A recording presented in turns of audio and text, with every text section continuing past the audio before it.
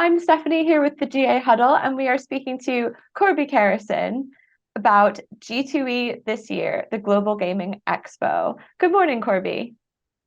Hi, Stephanie. Thank you for the invitation to be here. Thank you for coming. The first question we wanted to ask you was really sort of a rewind to see after last year's event, what the first thing you wanted to make sure happened at this year's G2E would be.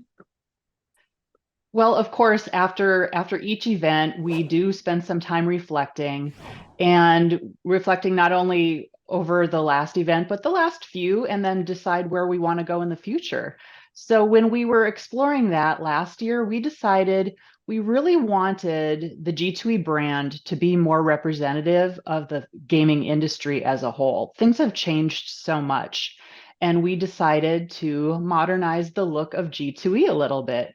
So we did refresh the brand, and the new brand just really reflects.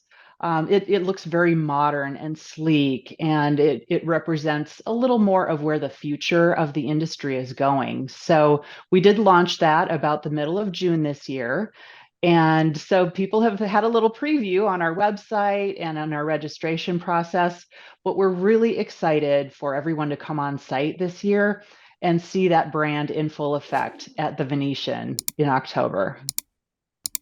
That's right. We've noticed some of the logo changes and branding on the website already for sure. And in addition to the rebrand, what else has been the biggest change about planning this year's conference from other Well, events? sure. Like I mentioned, we do a lot of reflection. And one component of G2E that we feel is very important for the industry is the education program. So when we went back to look on previous programs that we've had, we felt that one thing that was missing was really the voice of the industry.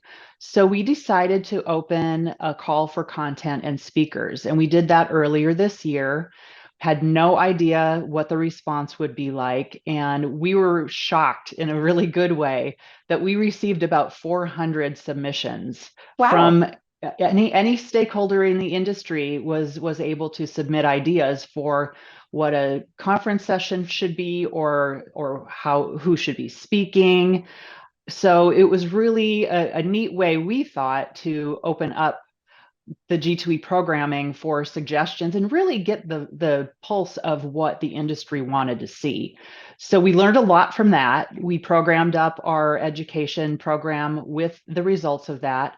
And that also led us down to a few different things to explore for G2E this year, including the creation of our iGaming zone. This is something that's brand new for G2E. Of course, the iGaming sector of the industry is growing very rapidly. And we felt like G2E really needed to be a place that gathered people with interest in iGaming, not only to gather around G2E, but at a specific place in G2E. We wanted people to easily navigate the show. So we created this zone that is a collection of exhibitors that specialize in iGaming. And that's really the start of the iGaming journey for people interested in exploring at G2E. From there, you can go on to many of the other mainstay exhibitors, and they also serve iGaming. So we didn't want to leave anybody out of that. So it's really a journey that includes exhibitors in the zone, also around the expo hall floor, and also includes different conference sessions that discuss iGaming topics as well. And in terms of the new iGaming zone, do you foresee that becoming something that will always be part of the conference floor setup from now on? Well, we would like to reflect on that after the show, but given the popularity and the growth that we have seen, we set some goals for ourselves as far as how large should this be, who should the exhibitors be in this area, and we've had a phenomenal response to this. We've exceeded our expectations and really created an area that we think will be very resonating in the attendees who come, especially to find iGaming source. And in terms of other data collected, not just on iGaming or not just on what kind of topics might be covered in speaking slots, what else was found and what else are people expecting to see from event research? Well, there again, we rely on our own research and we rely on that call for content. And a few of the other content bits that we think people are really interested in is, for one, AI. There's a Mm. ton of interest in AI. There's a lot of interest in how to create a sustainable sports betting platform and how to continue the growth and the expansion of sports betting across the US because that is continuing to happen.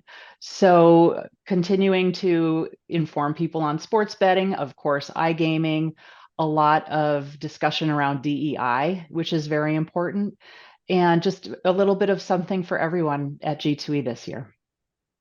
We've touched on iGaming, sports betting, and AI, but are there any other industry trends when it comes to either verticals or products that you've noticed? Any big products this year? Well, of course, there are always the mainstays at G2E, a lot of slot innovation, tons of slot innovation, table game innovation, and that will be spread across the entire expo hall floor. As far as trends in the industry, our partner, American Gaming Association, definitely is tuned into that all the time. And together we monitor trends. We decide, along with some other constituents within the industry, how to move forward with G2E on topics, subject matter, and the type of exhibitors that attendees want to see. Great. And we've noticed as well that this could be a more international G2E than previous years. Can you talk to us about how many more countries might be in attendance and what you see for the future of growing the expo sort of outside Vegas and American companies attending? Certainly. So we were thrilled last year that we were finished with COVID travel restrictions. And in 2022, we saw really a lot of international exhibitors, more than 100 different companies and regions represented. So we are still tallying up reservations on our registrations right now. We expect to exceed that number from last year. There's so much going on in the global marketplace. There's expansion of gaming everywhere. So we look forward to welcoming our friends from Latin America, from Asia, Australia, Europe, and also Africa. There's going to be something for everyone at G2E this year. Well, thank you so much for joining us. Is there any other final words you want to leave with what the show might be like this year? Any sneak peek? I would love to give you a sneak peek, but I'm going to save that for our exhibitors because I can tell you from speaking with them in some of our pre-show meetings, they are bringing innovation like they never have before. So I'm really looking forward to seeing everything that they're bringing. They're working hard to show off their very best, and we can't wait to see all of you at G2E this year.